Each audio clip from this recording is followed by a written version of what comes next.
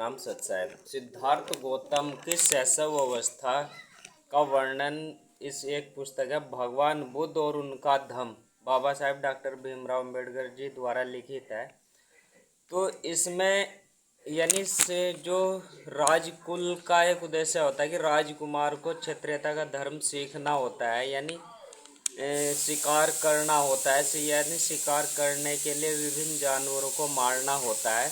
लेकिन सिद्धार्थ गौतम ऐसा करने के लिए मना कर देते हैं। देखिए क्या कहते हैं, वह शिकारी यानी वह जो सिद्धार्थ गौतम का विचार है, वह किसी भी प्राणी को अनावश्यक चोट नहीं पहुंचाना चाहता था, या किसी की जान की लेना नहीं चाहता था, या नहीं देखना चाहता था मरते हुए। वह शिकारियों के दल के साथ जाने से मना कर देता था। उसके मित्र कहा करते थे कि क्या तुम्हें शेरों से डर लगता है? वह उत्तर देते थे, मैं जानता हूँ कि तुम शेरों को मारने नहीं जा रहे हो, तुम जो है हिरण व खरगोश जैसे निर्दोष जानवरों को ही मारने जा रहे हो। तो शिकारी कहते थे, शिकार के लिए न सही, कम से कम हमें देखने के लिए तो जाओ कि हमारा निशाना कितना अचूक व सटीक है। तो सिद्धार्थ गौतम कहते हैं कि मैं निर्दोष पशुओं का वध होते देखना भी पसंद नहीं करता हूँ।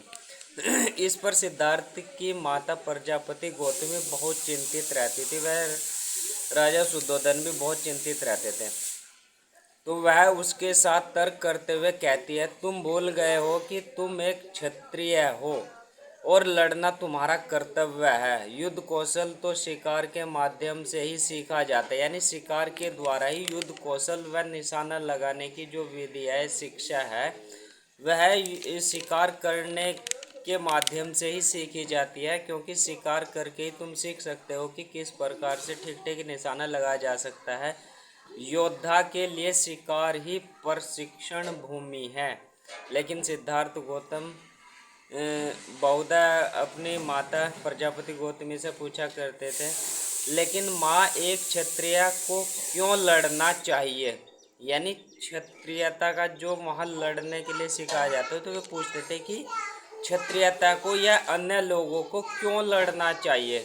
और गौतमी उत्तर दिया करते थे कि क्योंकि यह उसका कर्तव्य कर्म है, यानी राज्य की रक्षा करना उसका कर्तव्य कर्म है। तो फिर आगे सिद्धार्थ गौतम उनके उत्तर से जो है संतुष्ट नहीं होते थे। वह गौतमी से पूछा करते थे, माँ, यह तो बताओ कि एक आदमी का यह कर्तव्य कैसे हो सकता है कि वह दूसरे आदमी को मारे?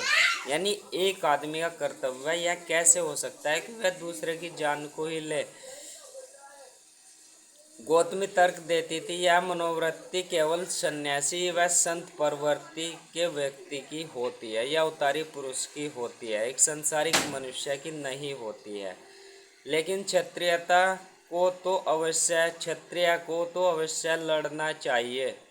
यदि क्षत्रिय नहीं लड़ेगा तो राज्य की सुरक्षा कौन करेगा? लेकिन माँ, अब आगे सिद्धार्थ गौतम कहते हैं, लेकिन माँ, यदि एक क्षत्रिय परस्पर एक दूसरे से प्रेम करे, यानी एक क्षत्रिय दूसरे क्षत्रिय से प्रेम करे, तो क्या बिना किसी को मारे वे राज्य की सुरक्षा नहीं कर पाएंगे? इस पर गौतमी उसे उसके ही निर्णय पर छोड़ देती थी। यानी सिद्धार्थ गौतम कहना चाहते थे कि यदि हम सभी मनुष्यों में प्रेम प्रकट हो जाए, एक दूसरे के प्रति प्रेम प्रकट हो जाए, कि राज्य का व्यक्ति दूसरे राज्य के व्यक्ति के प्रति प्रेम करने लगे, या उसको अपने कर्तव्य पालन सही अर्थों में जो कर्तव्य पालन है वह मालूम हो जाए कि मेरी सीमा यहाँ तक है, मैं इस सीमा को लांघे नहीं, जिससे कि दूसरे राज्य में प्रवेश हो जाएगा और उसकी जो स्वतंत्रता है उसको हानि हो जाएगी। यदि सब के मन में यही यानी एक ईमानदारी पूर्ण विचार रहे, प्रेम पूर्ण विचार रहे, तो लड़ने की और सीमाओं की रक्षा करने की कोई ज़रूरत ही नहीं है, सिद्धार्थ गौतम का विचार है। तभी वह ईश्वर से ऐसी प्रार्थना करते थे कि नमो तस् भगवतो अरहतो, यानी उस परमेश्वर से, उस ईश्वर से प्रार्थना करते हैं जो मुख्य आत्मा है, और कैसी सम्मा संबुद्धस्य, यानी संसार का प्रत्येक प्राणी की सम्यक समबुद्धि हो जाए, एक जैसी बुद्धि हो जाए, एक जैसे प्रेम वाली बुद्धि हो जाए, तो सीमाओं की रक्षा करने की जरूरत ही नहीं है। फिर वह अन्य साथियों को ध्यान में बैठकर ध्यान करने हेतु प्रेरित करने का प्रयास करते थे। अपने जो साथी थे वह उन्हें बैठने का ठीक तरीका सिखाते थे, पद्मासन में या सुखासन में, वह रीढ़ की हड्डी को सीधा करके वह उन्हें एक विषय पर अपना चित्त एकाग्र करना सिखाते थे, यानी ध्यान योग करना गौतम बुद्ध जी सिखाते थे उस समय।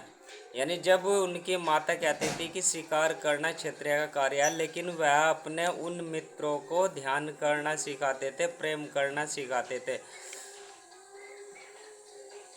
वह उन्हें ऐसे विचारों को चुनने के लिए कहते थे जैसे कि मैं भी प्रमोदित हूँ, यानी मैं भी खुश रहूँ, और मेरे संबंधी भी प्रमोदित हों, और समस्त पशु पक्षी व अन्य जीव जंतु भी प्रमुदित रहे। यदि प्रत्येक व्यक्ति की ऐसी धारणा रहेगी तो जो क्षत्रियता का गुण है या सीमाओं की रक्षा करने का जो लक्ष्य है, कर्तव्य है, वह एकदम से खत्म हो जाएगा। और यह सतयुग के मनुष्य के लिए सबसे महत्वपूर्ण है, क्योंकि सतयुग में कोई एक व्यक्ति सत्य के मार्ग पर नहीं चलता है। सतयुग में प्रत्येक व्यक्ति सत्य के मार्ग पर चलता है और अपना कर्तव्य समझता है, ईमानदारी पूर्ण अपना कर्तव्य समझता है। तो वहाँ पर सीमाओं की रक्षा करना व युद्ध कौशल करना कोई ज़रूरी नहीं होता है। और वहाँ क्या होता है, वहाँ जो गौतम बुद्ध जी सिखा रहे अपने मित्रों को ध्यान योग करना, वहाँ केवल और केवल ध्यान योग करना सिखाया जाता है। तो आइए इस ओर बढ़े, ध्यान योग करें। यदि आप भी सतयुग के पात्र होना चाहते हैं तो ध्यान योग को सीखें और आगे बढ़े। सतनाम सत श्री।